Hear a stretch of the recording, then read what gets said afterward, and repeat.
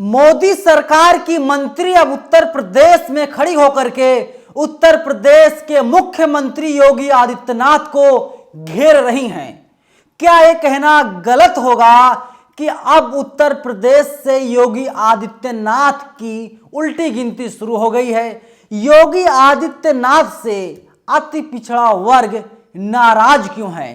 क्या उत्तर प्रदेश के मुखिया योगी आदित्यनाथ सिर्फ एक जाति के लोगों को फायदा पहुंचा रहे हैं? आगे पूरी जानकारी विस्तार से मैं आपको बताऊंगा। नमस्कार, मेरा नाम है नवीन कुमार नंदन और आप देख रहे हैं नेशनल दस्तक।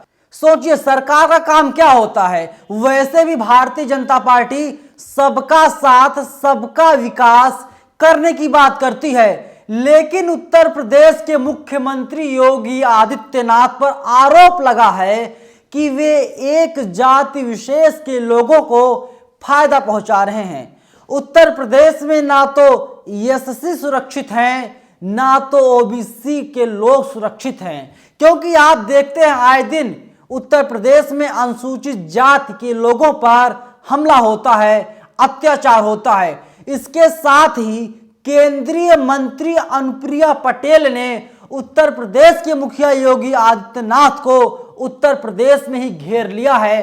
अब उत्तर प्रदेश के मुख्यमंत्री योगी आदित्यनाथ चौतरफा घिर चुके हैं। यूपी तक ट्वीट करता है, लिखता है, केंद्रीय राज्य मंत्री अनुप्रिया पटेल ने उत्तर प्रदेश सरकार पर बड़ा हमला बोलते हुए 69,000 शिक्षक भर्ती मामले में आरक्षण की अनियमितता को दूर करने का मुद्दा एक बार फिर से उठाया। गौर कीजिएगा, यूपी तक है, आज तक का ही है, लेकिन ये उत्तर प्रदेश सरकार लिख रहा है। इनकी हिम्मत नहीं है ये योगी आदित्यनाथ का नाम लिख सकें। सोचिए, खबर है, खबर को दबाने की कोशिश की जा रही है, खबर को अलग एंगल दिया जा रहा है, लेकिन जो सच्चाई है यूपी तक वालों की हिम्मत नहीं है सच को उजागर कर सकें। देखिए, जनसत्ता छापता है अनुप्रिया पटेल, सार्वजनिक मंच पर छलका अनुप्रिया पटेल का दर्द, जानिए योगी सरकार से क्यों नाराज हैं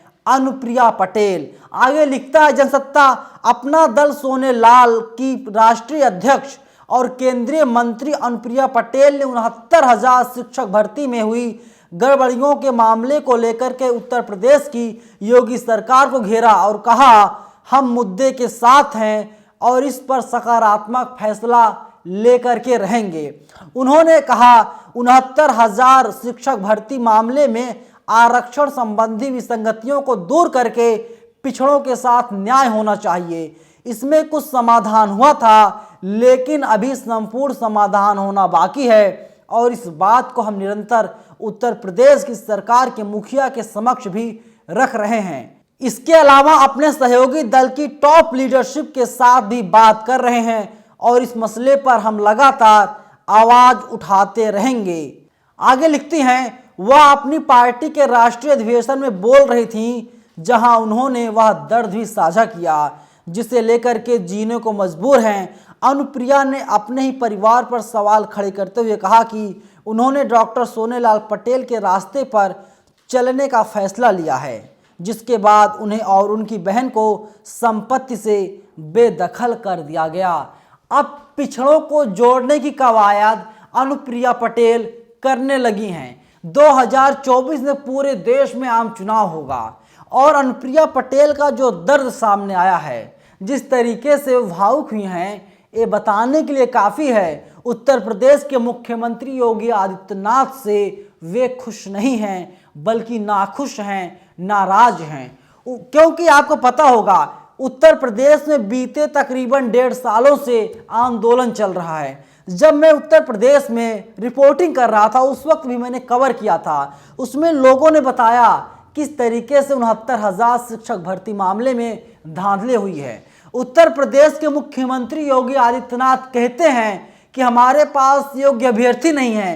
पानी की टंकी निशातगंज पर लोग आंदोलन कर रहे थे, बच्चे अभ्यर्थी आंदोलन कर रहे थे और इंसाफ की गुहार लगा रहे थे, लेकिन योगी सरकार उन्हें आंदोलन नहीं करने देती। जब वे बच्चे हजरतगंज में आ जाते हैं आंदोलन करने के लिए, जब बीजेपी दफ्तर को घेरने की कोशिश करते हैं, तो उन्हें गिरफ्तार कर लिया जाता है, डिटेन किया जाता है और ले जा करके कहीं पर छोड़ दिया जाता है। अधिकतर तो उन्हें इको गार्डन छोड़ा जाता है। सोचिए, उत्तर प्रदेश में आप आंदोलन नहीं कर सकते हैं, लेकिन कहते हैं जब कोई आंदोलन होता है वो आंदोलन किसी ना किसी दिन बड़ा जरूर होता है और इंसाफ की चौखट पर वो आंदोलन पहुंचता है। और जो आंदोलन हो रहा था, ये आंदोलन अब इंसाफ के मुहाने पर पहुंच चुका है और अब पूरी तरीके से राजनीतिक रूप ले रहा है और अब इंसाफ होकर ही रहेगा।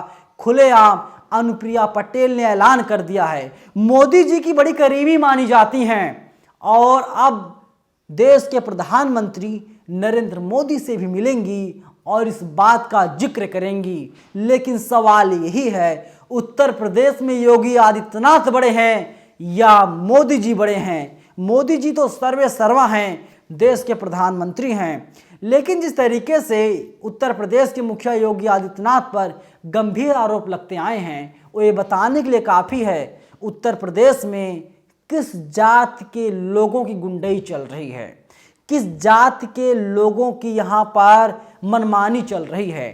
सवाल यही है, लेकिन इसका जवाब आपको पता होगा। लेकिन अब पिछड़ों को जोड़ने की कवायद जिस तरीके से अखिलेश यादव के द्वारा की जा रही है और अनुप्रिया पटेल के द्वारा की जा रही है, एक काबिले तारीफ है। और अगर इसी तरीके से एससी, ओबीसी और अल्पसंख्यक हितों की बात होती रही तो 2024 में जो राहें हैं बीजेपी की बहुत मुश्किल होने वाली हैं, क्योंकि अनुप्रिया पटेल केंद्र सरकार में मंत्री जरूर हैं, लेकिन वे अपना दल की राष्ट्रीय अध्यक्ष हैं, भारतीय जनता पार्टी की सहयोगी पार्टी है। और ऐसा लग रहा है अब अनुप्रिया पटेल इन सब मुद्दों को लेकर के जमीन पर उतरेंगी और जब जमीन पर उतरेंगी तो नरेंद्र मोदी नहीं, योगी आदित्यनाथ के खिलाफ हुंकार भरेंगे।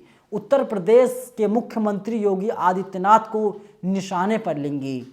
एक कहावत बहुत फेमस हुआ था, मोदी तुझसे बैर नहीं, योगी तेरी खैर नहीं। लग रहा है इसी नारे के साथ अब अनुप्रिया पटेल आगे बढ़ रही हैं। आप लोग क्या सोचते हैं, क्या प्रतिक्रिया आप लोगों की है? आप लोग अपनी प्रतिक्रिया जरूर बताइएगा। लेकिन ओबीसी को जोड़ने की जिस तरीके से अनुप्रिया पटेल कवायद कर रही हैं, मुहिम छेड़ दी हैं, एक काबिले तारीफ है। शुक्रिया। नेशनल दस्तक की आपसे गुजारिश है कि अगर इसको बचाना चाहते हैं तो नेशनल दस्तक को सब्सक्राइब करने के लिए रेड कलर के सब्सक्राइब बटन को दबाएं, फिर बेल आइकन की घंटी दबाएं। नेशनल दस्तक को बचाने के लिए बहुत जरूरी है कि हर खबर को शेयर करें, लाइक करें, कमेंट जरूर करें।